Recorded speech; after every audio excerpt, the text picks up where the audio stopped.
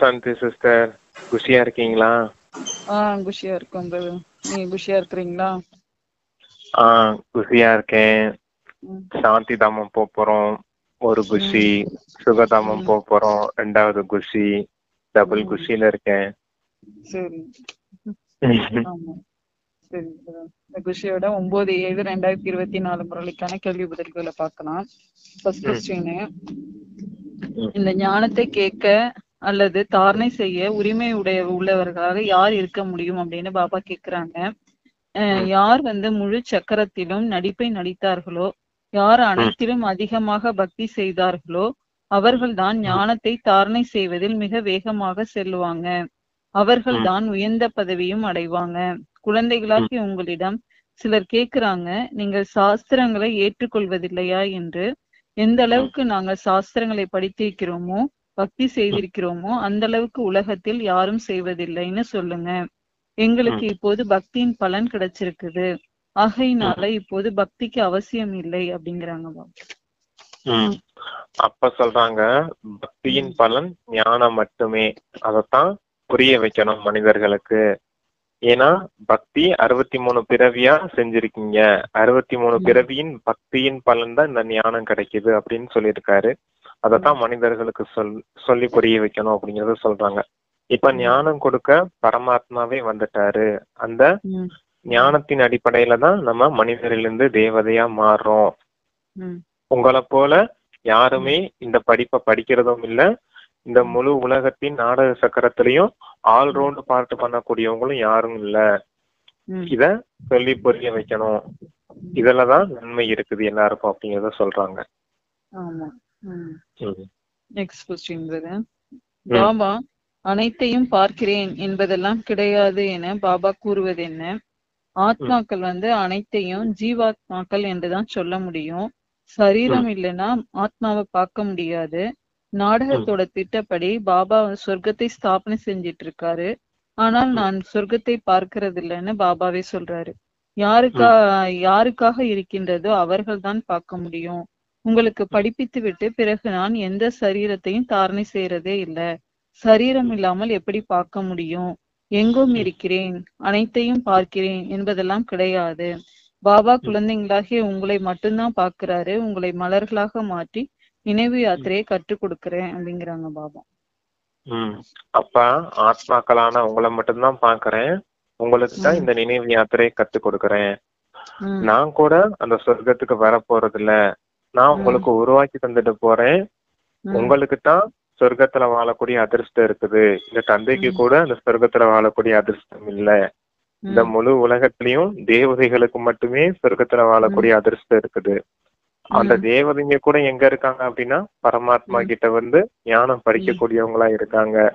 அப்ப அதிர்ஷ்டசாலி ஆத்மாக்கள் நீங்க தான் அப்படின்னு புரிய வைக்கிறாங்க. அப்பா இந்த போதையிலே இருக்கணும் அப்படிங்கறத சொல்றாங்க. ஏன்னா நம்ம தான் பதுமா பதம் பாக்கியசாலிகள் அப்படின்னு. நெக்ஸ்ட், சத்குரு குரு பற்றி பாபா சொல்றது என்ன? அதுக்கு என்ன ஆன்சர் அப்படின்னா, யோகம் மட்டும்தான் யோகம் என்ற வார்த்தை பக்தியினுடையதா இருக்குது. ஞானத்தை கொடுப்பவர் ஒரு ஞான கடலா இருக்காரு, அவரைத்தான் சத்குருன்னு சொல்லப்படுது. மற்றவங்க அனைவரும் குரு ஆவர். உண்மையை பேசக்கூடியவர், உண்மையான கண்டத்தை ஸ்தாபனை செய்பவர் அவரே ஆவார் அப்படிங்கிறாங்க. இந்த உலகத்துல இருக்க குருகள் வெறும் குரு தான். ஆனா இவர் சத்தியமான குருவா இருக்காரு, சத்தியமான வார்த்தைகளை பேசக்கூடியவரா இருக்காரு, சத்தியமான கண்டத்தை உருவாக்கக்கூடியவரா இருக்காரு. இவர் தான் உண்மையாவே சத்குருன்னு சொல்ல முடியும் அப்படின்னு சொல்றாங்க. அப்பா குரு சத்குரு பத்தி தான் அடிக்கடி பாபா சொல்லிட்டே இருக்காங்க. ஆமா, பாபாவை தெரிந்து கொண்டும் விகர்மங்களை விநாசம் செய்யவில்லை என்றால் என்ன ஆகும் அப்படின்னு பாபா கேக்குறாங்க.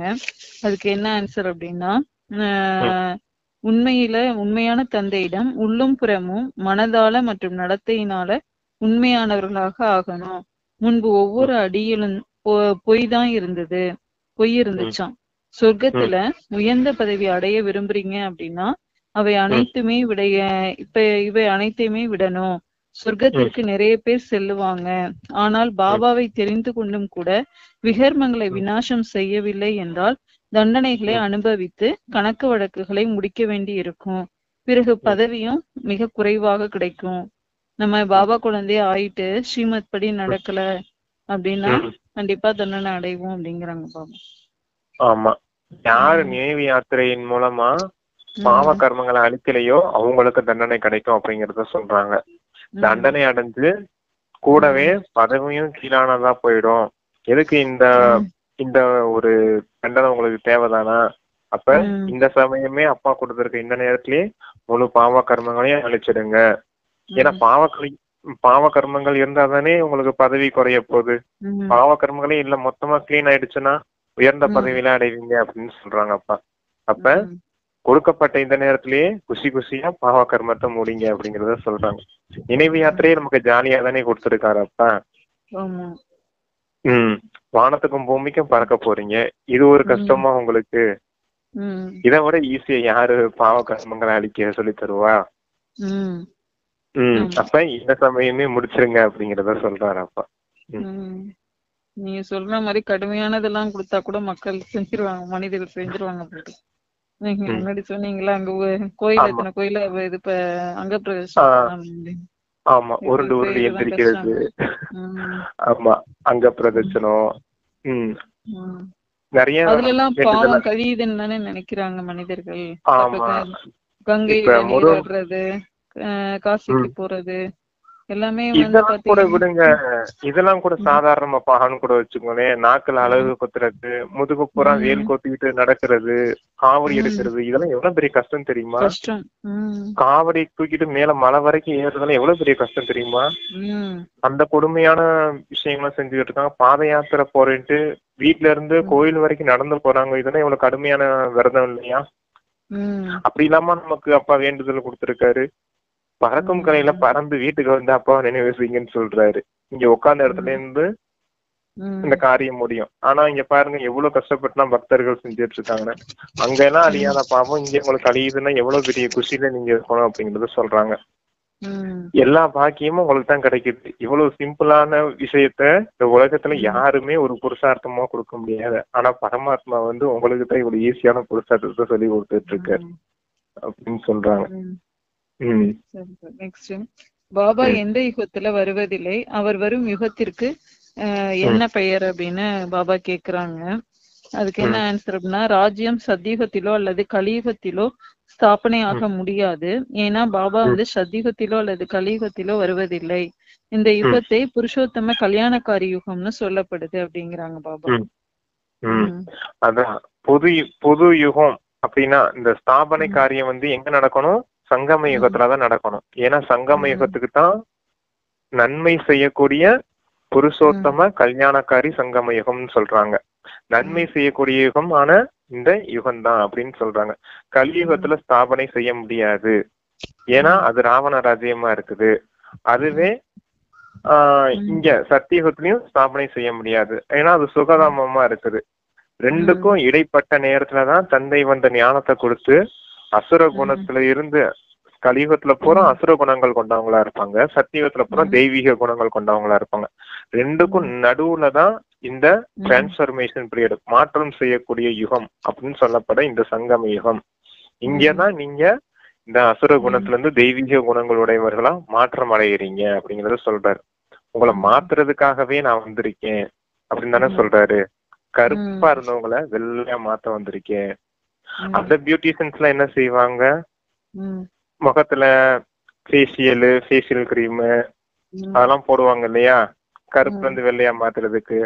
மஸ்காரா, ஐப்ரோ பென்சில், லிப்ஸ்டிக்கு இதெல்லாம் போட்டு தானே மேக்கப் பண்ணி அழகா மாத்துவாங்க. அதே போலதான் தந்தை இங்க உங்களை ஞானத்தை கொடுத்து உங்களை ஞானத்தின் அலங்காரம் செய்து, குணத்தின் அலங்காரம் செய்து, சக்திகளின் அலங்காரம் செய்து உங்களை இப்படி மனிதனிலிருந்து தேவதையா மாத்துறேன் அப்படிங்கறத சொல்றாங்க. அப்ப இந்த சமயத்துலதான் தந்தை வந்து இந்த காரியத்தை செய்ய முடியும். கலியுகத்திலேயே சத்தியுகத்திலேயே செய்ய முடியாது அப்படிங்கறத புரிய வைக்கிறாங்க. பாபாவிற்கு எந்த தேசத்தினுடைய குழந்தைகள் கிடைத்திருக்கின்றார்கள்? மேலும் பாபா வந்து பிரம்ம பாபாவிற்கு புரிய வைக்கிறது என்ன அப்படின்னு ஆன்சர் என்ன அப்படின்னா, தூரதேசத்தில் இருக்கக்கூடியவரைன்னு பாடப்பட்டிருக்கு. மாற்றானுடைய தேசத்தில் தன்னுடைய குழந்தைகள் எங்கே கிடைப்பார்கள்? மாற்றானுடைய தேசத்தில் மாற்றானுடைய குழந்தைங்க தான் கிடைக்கிறாங்க. நான் யாருக்குள் பிரவேசிக்கிறேன் என்று அவர்களுக்கு நல்ல விதத்தில் புரிய வைக்கிறேன். என்னுடைய அறிமுகத்தையும் கொடுக்கிறேன். மேலும் நான் யாருக்குள் பிரவேசிக்கிறேனோ அவருக்கும் இது உங்களுடைய நிறைய பிறவிகளின் கடைசி பிறவி என்று புரிய வைக்கிறேன். எவ்வளவு தெளிவாக இருக்குது அப்படிங்கிறாங்க பாபா. அதான் மாற்றான் தேசத்துக்குள்ள வந்துட்டீங்க நீங்க. அதத்தான் முரளியில ஒவ்வொரு முரளிலையும் அப்பா சொல்லுவார் இல்லையா, காணாமல் போய் கண்டெடுக்கப்பட்ட செல்ல குழந்தைகளே அப்படின்னு. அது ஹிந்தியில கேட்டீங்கன்னா நல்லா இருக்கும். लाडले बच्चे मीठे बच्चे சிக்கர்கா பச்சே மேரா நயன்கா 100 பச்சே அப்படின்னு சொல்லுவார்.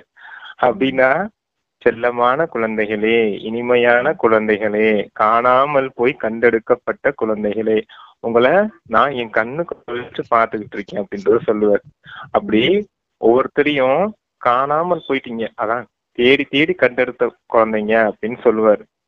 அப்படிப்பட்ட குழந்தைகளை தான் நான் தேர்ந்தெடுத்து என்னுடையவர்களா மாத்தி, மாற்றான் தேசத்துல மாட்டிக்கிட்டீங்க, உங்களை நான் என்னுடைய குழந்தைகளா மாத்தி இப்ப அந்த தெய்வீக ராஜ்யத்துக்கு தகுதியுடையவரா ஆக்குறேன் அப்படிங்கறத சொல்றாங்க அப்பா.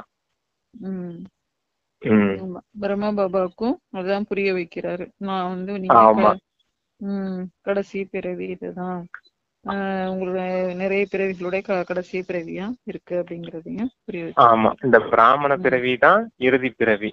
அதுவும் கடைசி அந்த சூத்திர பிறவில இருந்து முடிஞ்சு அப்பா உங்களுக்கு எப்ப இந்த ஆத்மாங்கிற ஞானத்தை கொடுக்கறாரோ அதுல இருந்து புது ஜென்மம், பிராமண ஆத்மா பிராமண ஜென்மத்துக்குள்ள வருது அப்படிங்கறத புரிய வைக்கிறாங்க.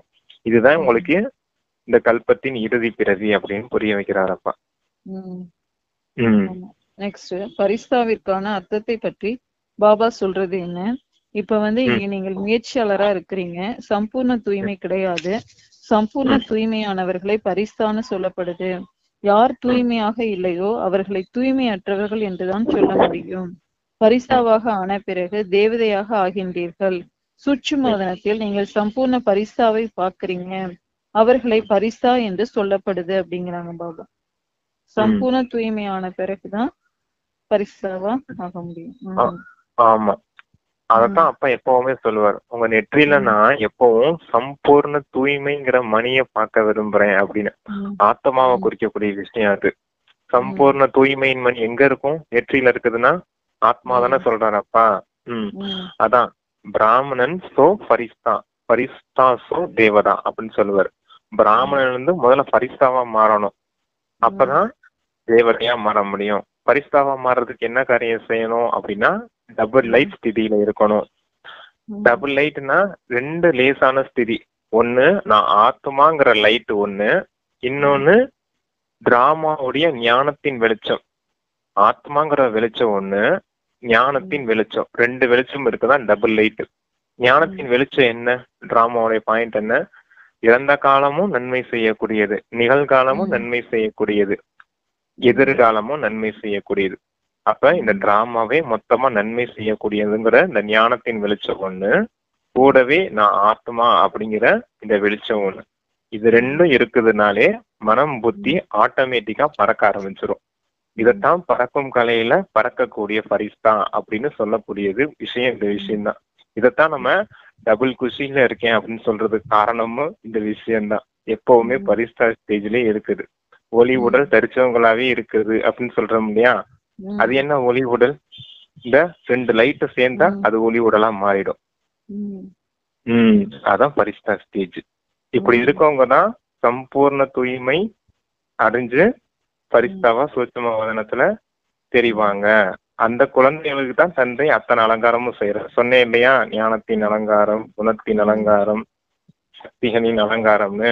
அதத்தான் ஞான ஸ்வரூபம், குணஸ்வரூபம், சக்தியின் ஸ்வரூபம், இப்படி 3 சொரூபம் உடையவர்களா மாத்திரேன் தந்தை. அதத்தான் திரிசூலம் அப்படின்னு, இது ஒரு திரிசூலமா சொல்லலாம். ஞானம், குணம், சக்தி அப்படிங்கிறத அப்படின்னு இந்த 3 விஷயத்த புரிய வைக்கிறாங்க அப்பா. இவங்க பரிஸ்தாவா மாறாங்க. பரிஸ்தாவான இந்த சூட்சும தேவதைகள் தான் நாளைக்கு ஸ்தூல தேவதைகளா, அந்த சத்தியுகத்து தேவதைகளா வராங்க அப்படிங்கறத சொல்றாங்க அப்பா. நெக்ஸ்ட் சொர்க்கத்தை பாபா எப்படி படைக்கிறாரு? பாபாவிடமிருந்து சொர்க்கத்தின் நினைவு யாத்திரை மற்றும் ஞானத்தின் பாபாவிடமிருந்து சொர்க்கத்தின் ஆஸ்தி கிடைக்குது என்பதை குழந்தைங்க புரிஞ்சிருக்கிறீங்க. சொர்க்கத்தை எப்படி படைக்கிறாரு, நினைவு யாத்திரை மற்றும் ஞானத்தின் மூலமா இருக்குது. பக்தியில ஞானம் இருப்பதில்லை. ஒரு பாபா தான் பிராமணர்களுக்கு ஞானத்தை கொடுக்கிறாரு. பிராமணர்கள் குடுமி இல்லையா அப்படின்னு சொல்றாங்க. பிராமணர்களின் பிறவி குடும்பிக்கு சமமானது. விராட ரூபத்துல பாத்தீங்கன்னா தெரியும். விராட ரூபத்துல பிராமணர்களின் வர்ணம் எங்க இருக்குது அப்படின்னா அந்த விஷ்ணுவோட தலைப்பகுதி, அந்த முடி இருக்கு இல்லையா, உச்சி குடுமி, அங்கதான் பிராமணர்களுடைய வர்ணம் இருக்கதா காமிச்சிருப்பாங்க. முகம் இருக்குது இல்லையா, அது தேவதைகளின் வர்ணம், சக்தி யுகத்தை காமிச்சிருக்காங்க. பிராமணர்களின் வர்ணம் அங்கம யுகத்தை தலையில உச்சி குடும்பில, முகத்துல தேவதையா காமிச்சிருப்பாங்க. அது சத்தியுகம். இந்த மார்பு பகுதி, இந்த புஜங்கள் இருக்கு இல்லையா, 2 கைகள், அது திரேதாயுகம், சத்திரிய வர்ணம். இந்த வயிற்று பகுதி இருக்கு இல்லையா, அது வைசிய தர்மம், துவாபர யுகம். அப்படியே கீழே கால் பகுதி இருக்கு இல்லையா, அது கலியுகம், சூத்திர வர்ணம். இப்படி வர்ணங்களா அந்த விராட ரூபத்துல காமிச்சிருக்காங்க. அதன் அடிப்படையில சொல்றாரு, பிராமணர்கள் நீங்க உச்சி குடும்பிக்கு சமமானவர்கள் அப்படின்னு. விராட ரூபம், சொர்க்கத்தை பாபா எப்படி படைக்கிறார் அது சொல்லியாச்சுல பிரதர். விராட ரூபத்தை யாருடையது என பாபா சொல்றாரு. உங்களுக்கு என்ன ஆன்சர் அப்படின்னா, பிராமண குலம் தான் சர்வோத்தம குலமா இருக்குது. இப்போது பாபா படிப்பிக்கிறாரு. பாபா சூத்திரர்களுக்கு படிப்பிக்க மாட்டாரு இல்லையா, பிராமணர்களுக்கு தான் படிப்பிக்கிறாரு. படிப்பிப்பதற்கு நேரம் பிடிக்குது. ராஜ்யம் ஸ்தாபனை ஆகுது. அது எந்த இது கொஸ்டின் அப்படின்னு பாத்தீங்கன்னா, எந்த குலம் சர்வோத்தம குலம் அப்படின்னு பாபா கேக்குறாங்க. பாபா யாருக்கு படிப்பு சொல்லி கொடுக்கறாரு அப்படிங்கறதுக்கான கொஸ்டினுக்கு ஆன்சர் இது. அதான், யாருக்கு படிப்பு சொல்லி கொடுக்க முடியும்? பிராமணர்களுக்கு தான் படிப்பு சொல்லி கொடுக்க முடியும். தேவதைகளுக்கு படிப்பு சொல்லி தர முடியாது. ஏன்னா அவங்க உயர்ந்த தேவதையா மாறிட்டாங்க. அப்ப மாறினவங்களுக்கு போய் படிப்பு சொல்லி கொடுக்கறதுல எந்த பிரயோஜனம் இல்லை இல்லையா. அவங்களை அப்படி மாத்துறதுக்கான படிப்பை தான் இங்க அப்பா சொல்லி கொடுக்கறாரு அப்படின்றத புரிய வைக்கிறார். தேவதையா நீங்க மாறணும், பிராமணர்கள் தான் தேவதையா மாறுறாங்க. அப்ப பிராமணர்களுக்கான படிப்பு கற்பிச்சாகணும். அதனால அந்த விதத்துல புரிய வைக்கிறார். நான் பிராமணர்கள் கற்பிச்சு அவங்கள தேவதையா மாத்துறேன் அப்படின்னு. நெக்ஸ்ட், விராட ரூபத்தை யாருடையது என சொல்ல முடியாது அப்படின்னு கேக்குறாங்க. அதுக்கு என்ன ஆன்சர் அப்படின்னா, பிராமணன், தேவதை, சத்திரியர், இதைத்தான் விராட ரூபம்னு சொல்லப்படுது. விராட ரூபத்தை பிரம்மா, விஷ்ணு, சங்கருடையதுன்னு சொல்ல முடியாது. அதில் பிராமணன் குடிமை இல்லை அப்படிங்கிறாங்க பாபா. அதான், பிரம்மா, விஷ்ணு, சங்கரரை இந்த விராட ரூபத்துல ஒப்பிட்டு சொல்ல முடியாது. இது தனிப்பட்ட ஒரு விஷயமா இருக்குது. இது யுகங்களின் கணக்குல சொல்றாரு வர்ணங்களை. அத பிரம்மா, விஷ்ணு, சங்கரருங்கிறது சூட்சம ரூபம், சூட்சம வதனத்தின் ஒரு மாற்றத்திற்கான அடையாளமா இருக்குது. இது வேற அது வேற அப்படிங்கறத புரிய வைக்கிறார். இது யுகத்தின் கணக்குல இருக்குது. அது சூட்சம லோகத்துல நடக்கக்கூடிய, உங்களுக்குள்ள நடக்கக்கூடிய மாற்றத்தின் அடிப்படையில இருக்குது. அந்த பிரம்மா, விஷ்ணு, சங்கரர் அப்படிங்கிற அந்த பார்ட் அப்படிங்கறத சொல்றாங்க. மாயா எதில் குறுக்கிடுவதில்லை, எதில் தடையை ஏற்படுத்துது அப்படின்னு பாபா கேக்குறாங்க. அதுக்கு என்ன ஆன்சர் பாத்தீங்கன்னா, மாயை உங்களை மறக்க செய்யுது. அதனுடைய வேலையே இதுதான். ஞானத்துல அந்த அளவுக்கு குறுக்கிடுவதில்லை, நினைவில் தான் குறுக்கிடுகிறது. ஆத்மாவில் நிறைய குப்பைகள் நிறைந்திருக்கிறது. அதை பாபாவின் நினைவு இன்றி சுத்தமாக்க முடியாது அப்படிங்கிறாங்க பாபா. இதுதான் மாயைய அடிக்கடி யோகத்துல தடை ஏற்படுத்துதுன்னு சொல்றாரு அப்பா. அப்ப மனச ஒழுங்கா சரண்டர் பண்ணலன்னு அர்த்தம். மனசை எல்லாரும் நல்ல விதமா சரண்டர் பண்ணும் அப்படின்னா, மனம் தந்தைக்கு அர்ப்பணிக்கப்பட்டிருக்கு அப்படின்னா, மனசும் தந்தையுடையது. அந்த மனசுல தெரியக்கூடிய தேகதாரிகள் இருக்காங்க இல்லையா, தேகம் இருக்கு இல்லையா, மற்ற தேகதாரிகள் நினைவுதான் அந்த மனசுக்குள்ள வந்து வந்து வந்து தொந்தரவு செஞ்சுக்கிட்டே இருக்கும். அதான் மாயையின் தடை அப்படின்றத சொல்றாரு. அந்த தேகதாரிகளையும் தந்தைகிட்ட ஒப்படைச்சிடணும். அந்த தேகதாரிகள் நினைவு எங்க இருக்குது? அந்த மனசுலதான் இருக்குது. அப்ப மனமும் தந்தை இது, அந்த மனசுல தெரியக்கூடிய அந்த தேகதாரிகளும் தந்தை இது. அந்த தேகதாரிகள் வசிக்கக்கூடிய, தேகத்துல வசிக்கக்கூடிய ஆத்மா இருக்கு இல்லையா, அதுவும் தந்தையோடையதுதான். மொத்தமாவே எல்லாமே தந்தையோட இதுதான். ம் என்னுடையது பாபா மட்டும்தான். பாபா மட்டும் என்னுடையவர். மற்ற இந்த மனமும் மனதுல தெரியக்கூடிய தேகதாரிகள் அனைவருமே பாபாவுக்கு சொந்தமானவங்க அப்படிங்கிற நினைவு வந்துருச்சுன்னா யோகா செய்யறது ரொம்ப ஈஸியா இருக்கும். இந்த பிராக்டிஸ் எல்லாரும் பண்ணாகணும். முழுமையான சரண்டர், மனசை எப்படி சரண்டர் பண்ணணும்னு தெரிஞ்சுக்கணும். தெரிஞ்சுக்கணும்னா 2-3 முறை நான் சொன்ன இந்த வார்த்தைகளை ரீவைண்ட் பண்ணி நல்லா கத்துக்கிட்டு யோகா பண்ணுங்க. ஈஸியா இருக்கும். மனச ஃபுல் சரண்டர்னஸ் எல்லாம் அப்பா கிட்ட ஒப்படைச்சிட்டீங்கன்னா மாயை தொந்தரவு செய்யாது.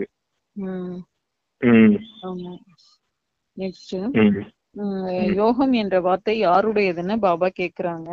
அதுக்கு என்ன ஆன்சர் அப்படின்னு பாத்தீங்கன்னா, யோகம் என்ற வார்த்தையினால குழந்தைங்க வந்து குழம்பி போறாங்களாம். பாபா எங்களுக்கு யோகம் ஈடுபடவில்லைன்னு சொல்றாங்க. உண்மையில யோகம்ங்கிற வார்த்தை வந்து அந்த ஹடயோகிகளுடையதா இருக்குது.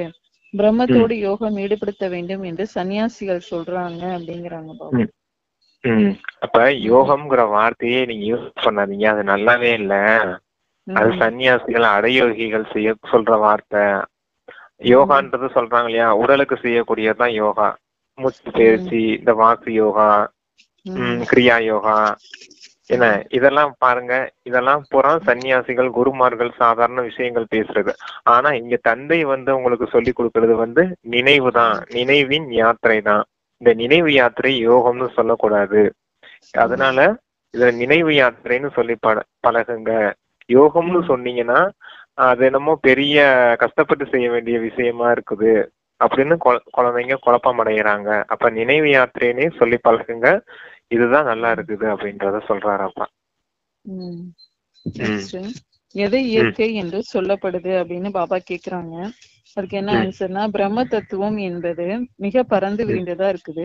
எப்படி ஆகாயத்துல நட்சத்திரங்கள் தெரியுது, அதே மாதிரி அங்கேயும் கூட சிறிய சிறிய நட்சத்திரங்களை போல ஆத்மாக்கள் இருக்குது.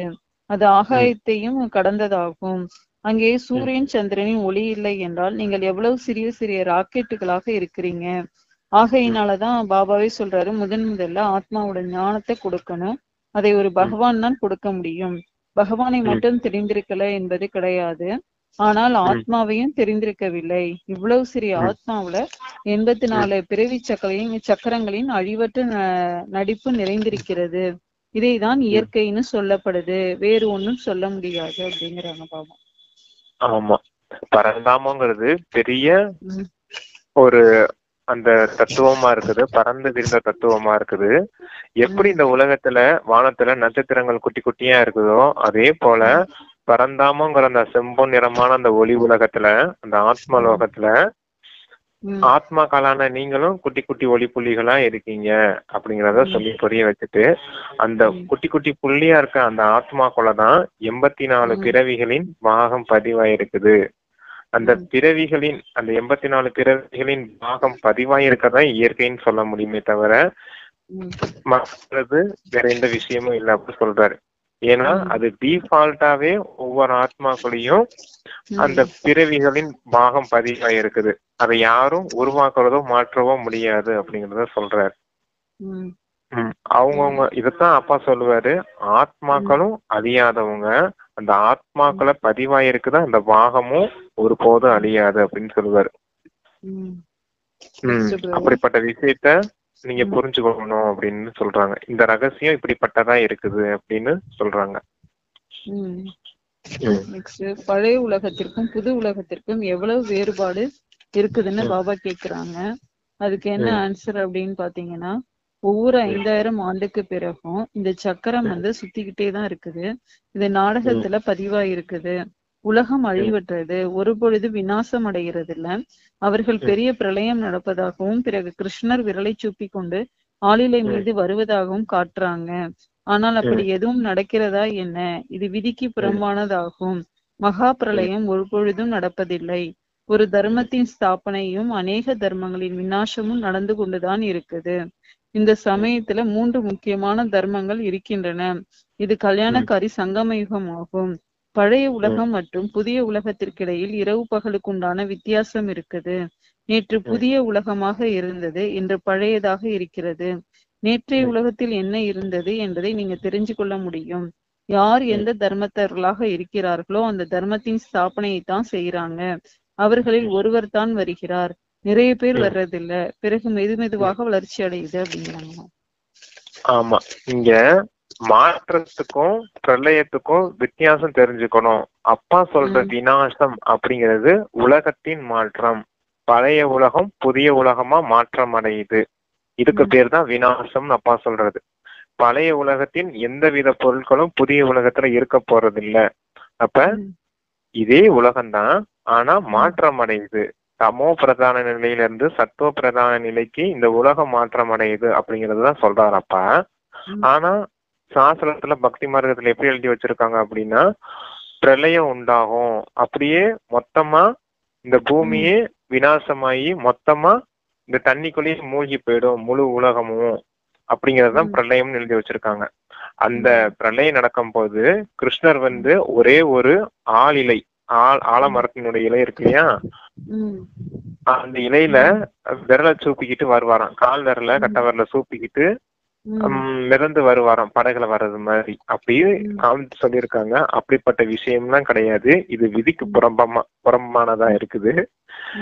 அதனால இந்த மாதிரி விஷயங்கள்லாம் நீங்க நம்ப வேண்டியது இல்ல. இங்க மாற்றம் தான் ஏற்படுது, இந்த மாற்றம் செய்யறதுதான் தன்மை வந்திருக்கேன் அப்படிங்கறத புரிஞ்சுக்கோங்க. மற்றபடி இந்த முழு உலகமும் பிரளயம் ஏற்பட்டு மொத்தமா தண்ணிக்குள்ள போயிடும் அப்படிங்கிற விஷயம்லாம் கிடையாது அப்படிங்கிறது சொல்றாங்க. நெக்ஸ்ட் பிரதர், பக்தி மார்க்கத்தின் விஷயங்கள் என்று பாபா எதை குறிப்பிடுறாங்க? குழந்தைங்களாகி உங்களுக்கு வேற எந்த ஒரு கஷ்டமும் கொடுக்கறது இல்லைன்னு பாபா சொல்றாரு. குழந்தைங்களுக்கு எப்படி நான் கஷ்டத்தை கொடுப்பேன்? மிகவும் அன்பான தந்தை இல்லையா?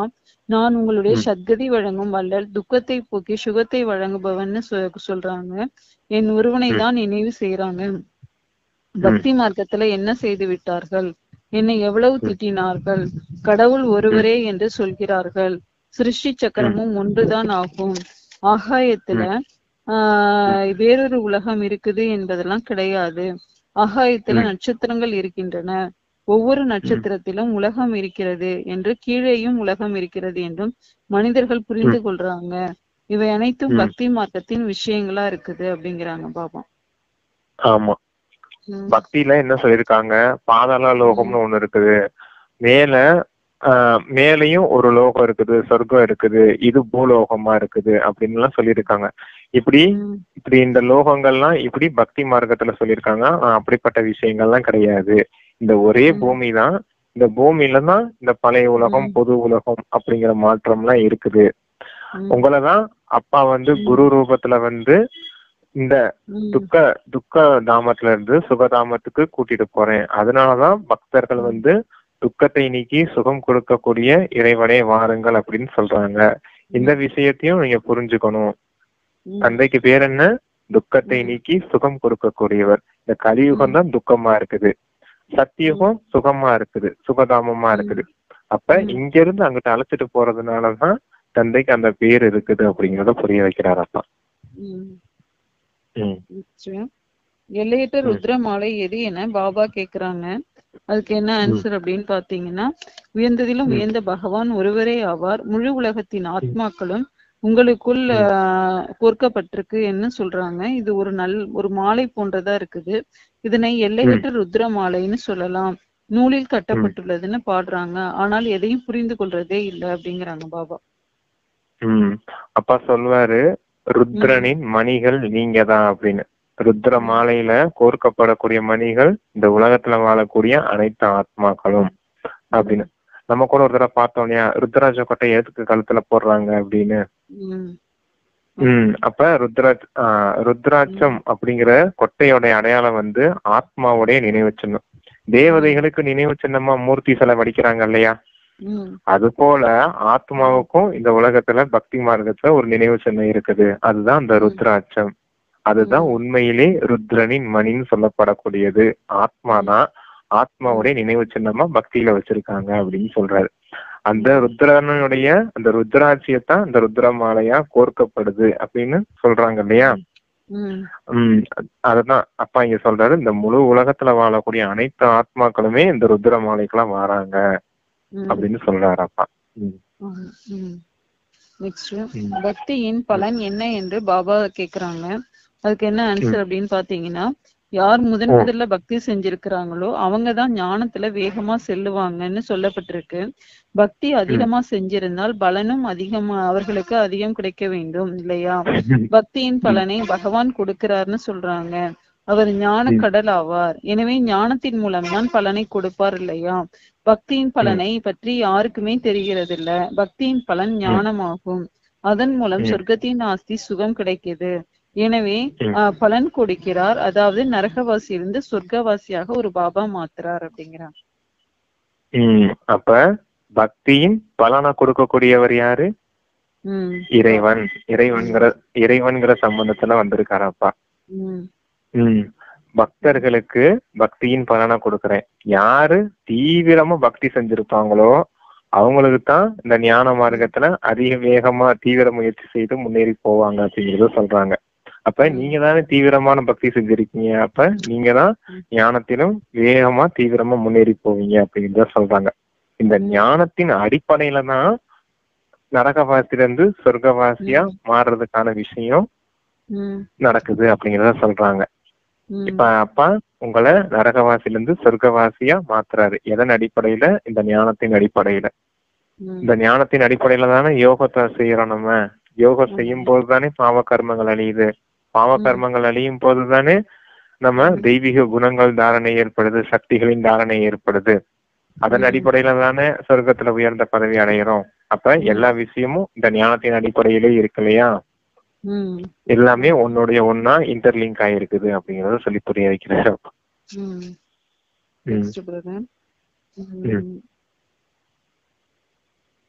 எந்த விளையாட்டு உருவாக்கப்பட்டுள்ளதுன்னு பாபா கேக்குறாங்க. அதுக்கு என்ன ஆன்சர் அப்படின்னு பாத்தீங்கன்னா, பாபா மனித சிருஷ்டி எனும் மரத்தின் விதை ரூபமாக இருக்கிறாரு. சத்தியமானவராக இருக்கிறாரு. அது ஒரு பொழுதும் அழிகிறதே இல்ல. இதனை தலைகீழான மரம்னு சொல்லப்படுது. பாபா மேலே இருக்கிறாரு. ஆத்மாக்கள் பாபாவை மேலே பார்த்து அழைக்கிறாங்க. சரீரத்தை அழைக்க முடியாது இல்லையா? ஆத்மா ஒரு சரீரத்திலிருந்து விடுபட்டு மற்றொன்றில் சென்று விடுது. ஆத்மா துண்டிக்கப்படுறதும் இல்லை, வளருவதும் இல்லை, ஒரு பொழுதும் மரணம் அடைவதில்லை. இது விளையாட்டு உருவாக்கப்பட்டிருக்கு. முழு விளையாட்டின் முதலிடை கடைசியின் ரகசியத்தை பாபா கூறியிருக்கிறாரு. அதான் இது எது துடிக்கிறதும் இல்ல, வளர்றதும் இல்ல, மரணம் அடைகிறதும் இல்ல அப்படிங்கறத பாபா கேக்குறாங்க. ஆமா, ஆத்மாதான் ஒருபோதும் அழியறது இல்ல, மரணம் அடைகிறது இல்ல. அதத்தான் பக்தியில அந்த பகவத்கீதையில கூட கிருஷ்ணர் சொல்லதான் சொல்லியிருப்பாங்க. அது உண்மையிலே தந்தையோடைய ஞானம் தான்.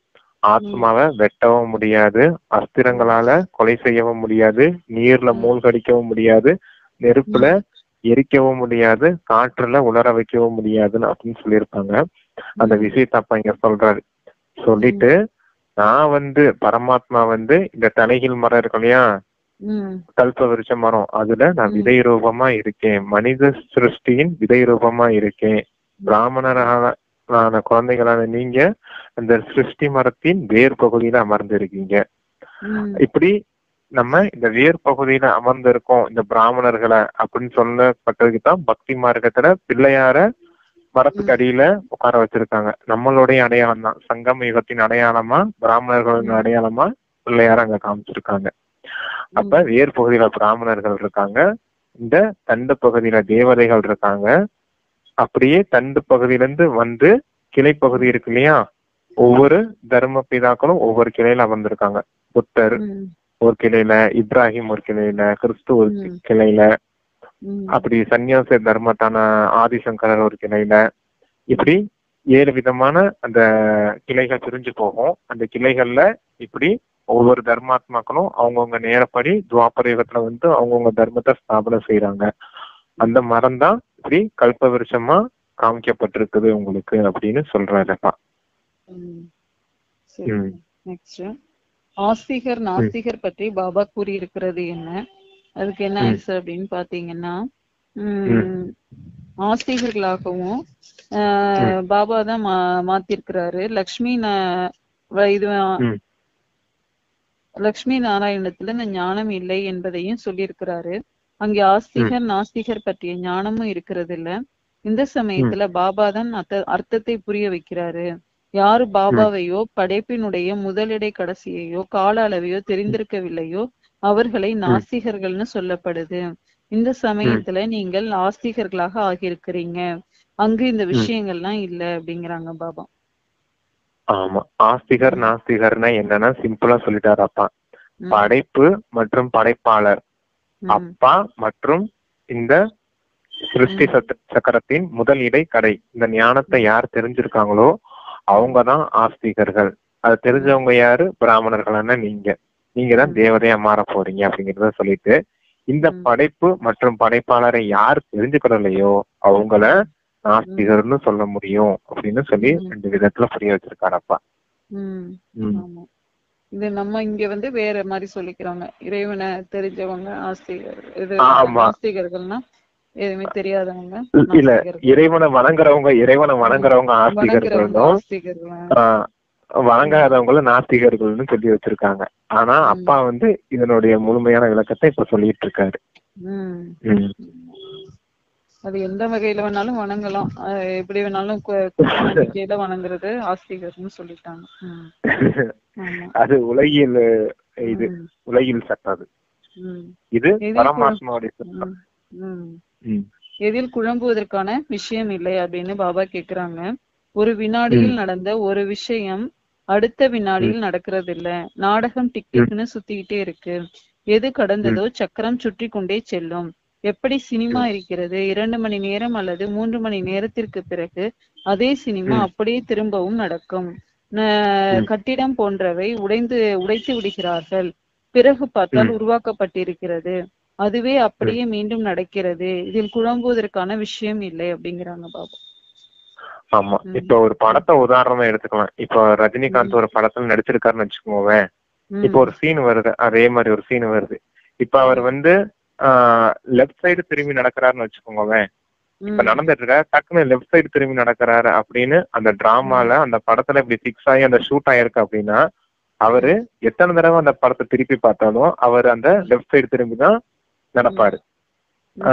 நம்ம எத்தனை தடவை திரும்பி பாக்குறோன்றதுக்காக அவர் ரைட் சைடு திரும்பி நடக்க முடியாது இல்லையா? அப்ப ஒரு தடவை டிராமால பிக்ஸ் ஆயிடுச்சுன்னா அது ஒவ்வொரு முறையும் அதே சீனு அதே மாதிரிதான் நடக்கும் அப்படிங்கறத சொல்றாரு. ஒரு செகண்ட் கூட மாற்றம் இருக்காது. இதுதான் இந்த டிராமா அப்படிதான் ஷூட் ஆயிருக்குது அப்படின்னா அது அப்படிதான் இருக்கும் அப்படிங்கறத சொல்றாங்க.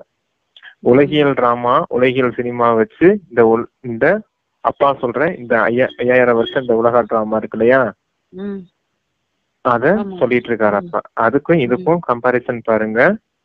அதுல எப்படி அந்த படத்தை மாத்த முடியாதோ, அந்த ஷூட் ஆனத விஷயத்த மாத்த முடியாதோ, அதே போல போன கல்பத்திலயும் இந்த விஷயங்கள் நீங்க பண்ற பார்ட் எல்லாமே ஷூட் ஆயிருக்குது.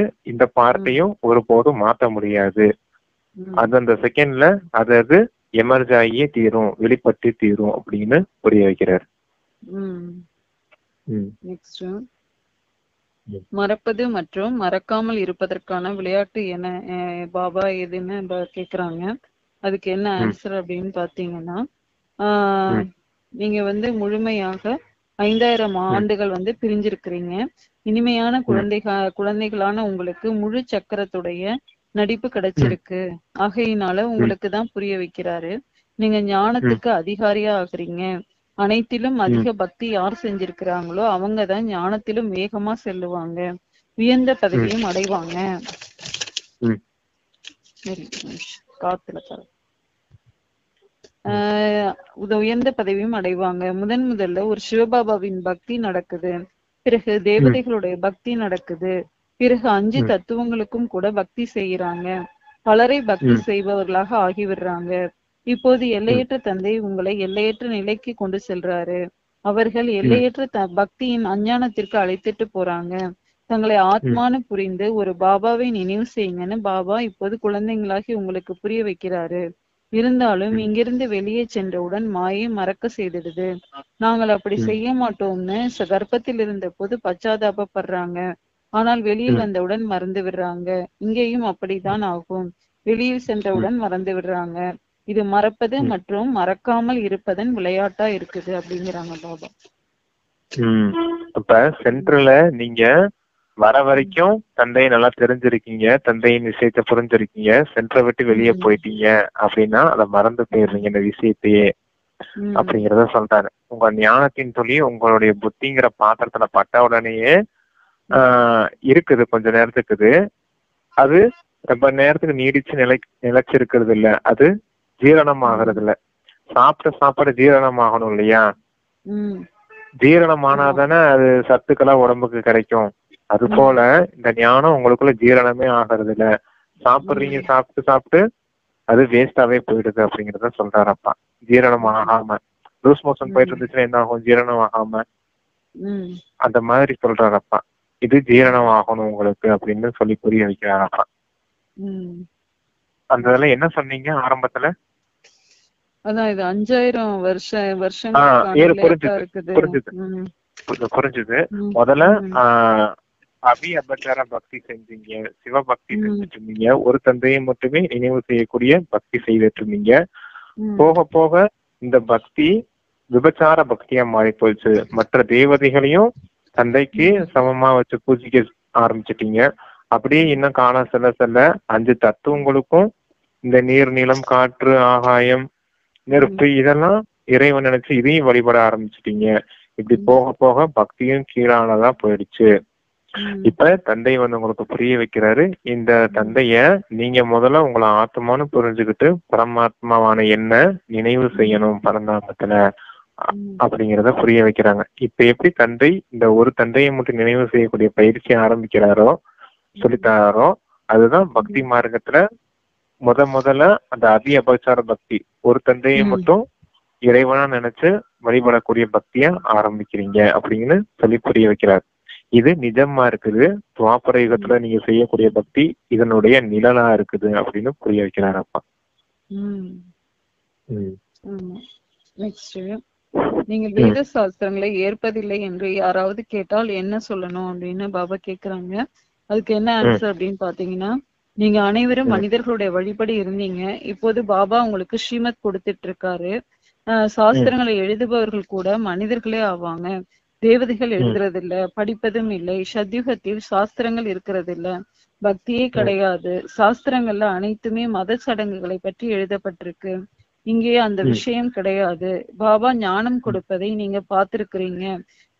பக்தி மார்க்கத்துல நாம் நிறைய சாஸ்திரங்களை படித்திருக்கிறோம். நீங்கள் வேத சாஸ்திரங்களை ஏற்பதில்லையா என்று யாராவது கேக்குறாங்க அப்படின்னா, மனிதர்கள் அனைவரையும் விட நாங்கள் ஏற்றுக்கொள்றோம்னு சொல்லுங்க. ஆரம்பத்திலிருந்து அவிபச்சாரி பக்தியை நாங்கள் தான் ஆரம்பித்தோம். இப்போது எங்களுக்கு ஞானம் கிடைச்சிருக்கு. ஞானத்தின் மூலம் சத்கதி கிடைக்குது. பிறகு நாங்கள் ஏன் பக்தி செய்யணும் அப்படின்னு நீங்க கேளுங்க அப்படிங்கிறாங்க பாபா. ஆமா, இப்ப நீங்க பக்தியெல்லாம் விட்டுட்டு இப்ப ஞானத்துக்கு வந்துட்டீங்க அப்படிங்கறத சொல்றாங்க. பக்தியில வந்து சாஸ்திரங்கள் போன்றவற்றெல்லாம் இருக்கு. இதெல்லாம் எழுதுனவங்க யாரு? மனிதர்களா இருக்காங்க. இதுல வெறும் மத சடங்குகள், மத விஷயங்கள் மட்டும்தான் இருக்குது. இது மனிதர்கள் சொன்னது. ஆனா இங்க பாருங்க, ஞானம் கொடுக்கறது யாருன்னு உங்களுக்கு? பரமாத்மா. ஞானக்கடல் வந்து திரிகால ஞானத்தை சொல்லித்தராரு, திரிலோக ஞானத்தை சொல்லித்தராரு, உங்களை திரிமூர்த்தியா மாத்துறாரு, உங்களை சுயராஜ்ய அதிகாரியா மாத்துறாரு.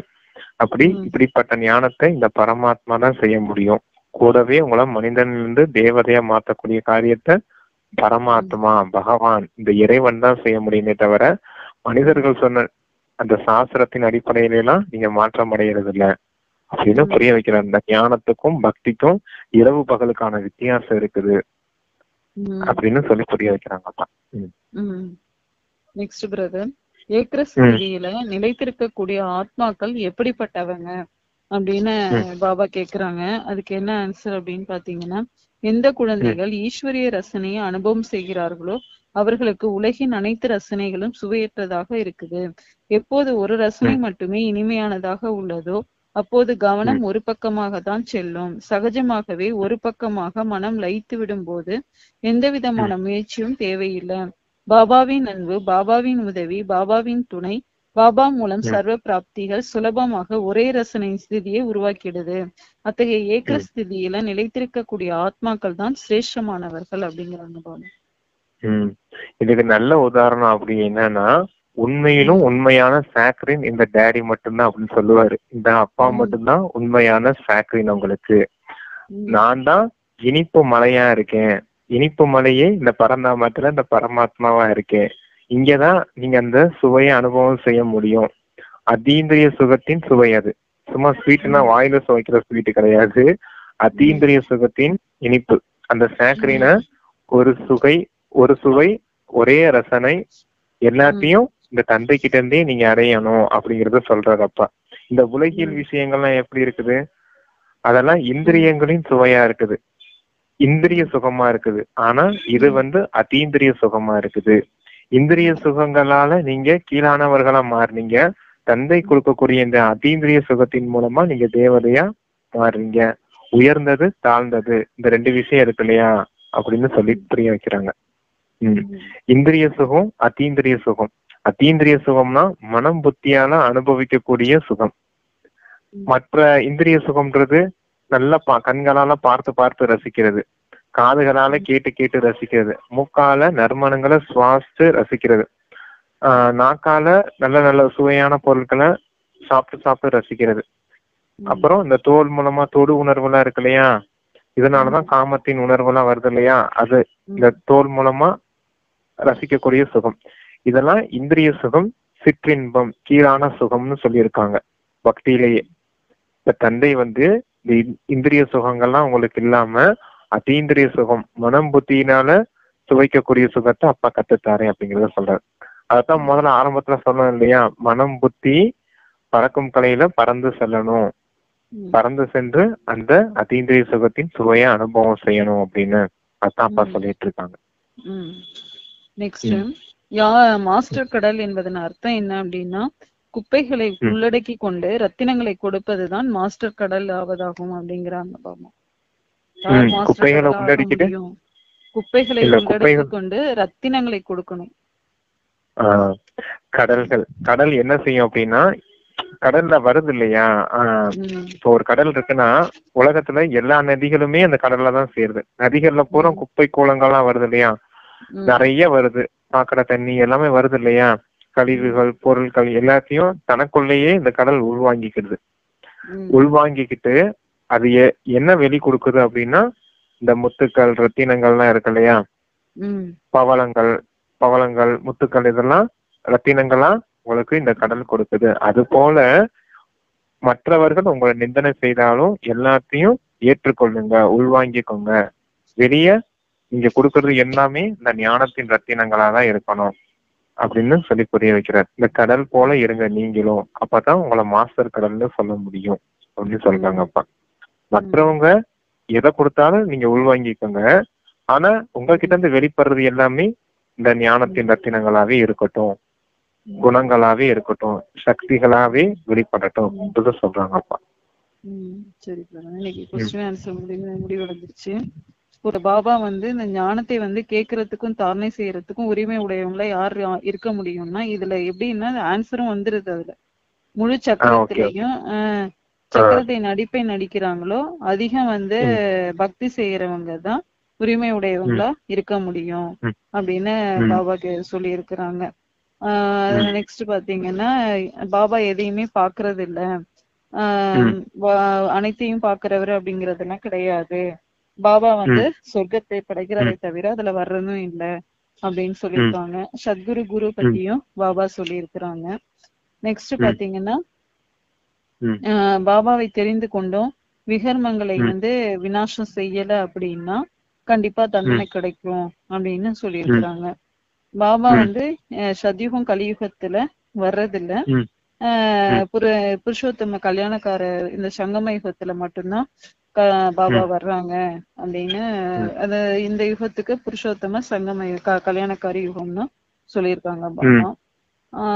மாற்றான் தேசத்தினுடைய இதுன்னு பாத்தீங்கன்னா, எந்த தேசத்தினுடைய குழந்தை, மாற்றான் தேசத்தினுடைய குழந்தைங்க ராஜ்யத்துல மாற்றான் தேசத்தினுடைய குழந்தைகளுக்காக தான் பாபாவும் நமக்கு இந்த ஞானத்தை சொல்றதுக்காக வந்திருக்காங்க. பரிஸ்தாவுக்கான அர்த்தத்தையும் சொல்லியிருக்காங்க பாபா. சம்பூர்ண தூய்மையானவர்கள் தான் பரிஸ்தாக்கள் அப்படின்னு சொல்லியிருக்காங்க. நினைவு சொர்க்கத்தை படைக்கிறது நினைவு யாத்திரை மூலமா மற்றும் ஞானத்தின் மூலமா தான் சொர்க்கத்தை படைக்கிறாங்க பாபா. அப்படிங்கிறது. விராட ரூபத்தை பற்றி சொல்லியிருக்கும் போது பிரம்மா விஷ்ணு சங்கரருக்கு அது விராட ரூபத்தை சொல்ல முடியாது அப்படிங்கிறது.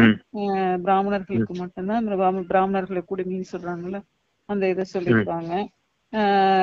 எந்த குலம் வந்து சர்வோத்தம குலம்னா பிராமண குலம் தான் சர்வோத்தம குலமா இருக்குது. பாபா வந்து பிராமணர்களுக்கு மட்டும்தான் வந்து இங்க படிப்பு சொல்லி கொடுக்கறாரு, மத்தவங்களுக்கு இல்ல அப்படிங்கிறாங்க.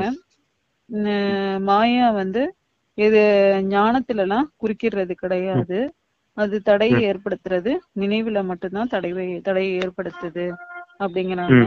யோகம்ங்கிற வார்த்தை யாருடையது அப்படின்னா அடயோகிகளுடையதான் இருக்குது அப்படிங்கிறதையும் பாபா சொல்லியிருக்காங்க.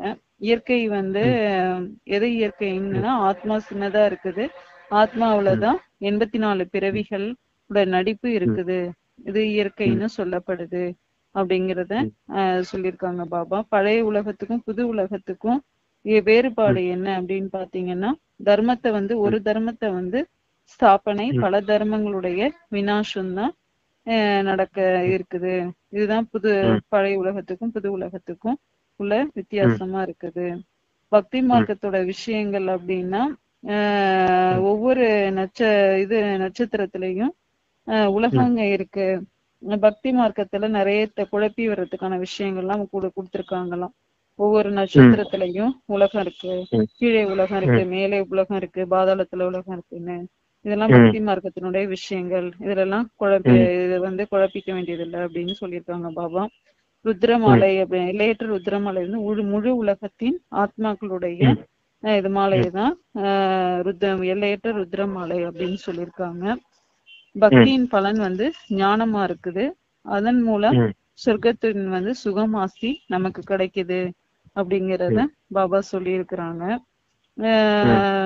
இது வந்து பாத்தீங்கன்னா துண்டிக்கிறதும் இல்லை, வளர்றதும் இல்லை, மரணம் அடைகிறதும் இல்லைன்னா ஆத்மாக்கள் தான் ஒரு பொழுதும் துண்டிக்கிறதும் இல்லை, வளர்றதும் இல்லை, மரணம் அடைகிறதும் இல்லை அப்படிங்கறத பாபா சொல்லியிருக்காங்க. ஆஸ்திகர் நாஸ்திகர் பற்றியும் சொல்லியிருக்கிறாங்க. ஆஸ்திகர்னா என்னன்னு நீங்கள் விளக்கம் கொடுத்தீங்க. நாஸ்திகர் வந்து எப்படி இப்ப இறைவன் முதல் இடைக்கடையை பற்றி சிருஷ்டியினுடைய இதை தெரியாதவங்களும் அப்பாவை பத்தி தெரியாதவங்க தான் நாஸ்திகர்கள், தெரிஞ்சவங்க ஆஸ்திகர்கள் அப்படின்னு. மறப்பது மற்றும் மறக்காமல் இருப்பதற்கான விளையாட்டு வந்து இந்த உலகிய சினிமாவுல வந்து இது பண்ணிருக்காங்கல்ல, அதே மாதிரி மாற்ற முடியாது. அதே மாதிரி நாடகத்தினுடைய ஒவ்வொரு காட்சியையும் மாற்ற முடியாதா இருக்குது அப்படிங்கிறாங்க. வேத சாஸ்திரங்களை வந்து யாரும் நீங்க கேட்டாங்க அப்படின்னா அதுக்கு நம்ம வந்து ஒரே பதில் வந்து நாங்க வந்து அவிபச்சாரி பக்தி செஞ்சிருக்கிறோம் அதுக்கு முன்னாடி, இப்ப வந்து எங்களுக்கு ஞானம் கிடைச்சிருக்கு, ஞானத்தின் மூலமா நமக்கு சத்கதி கிடைக்குது அப்படின்னு வேத சாஸ்திரம் படிச்சவங்கள்ட்ட நீங்க சொல்லலாம் அப்படின்னு இருக்காங்க. ஏக்கர ஸ்திதியின் மூலம் அந்த இது வந்து சொல்லிருக்கிறீங்க, அது அந்த ஆன்சரும் இருக்குது.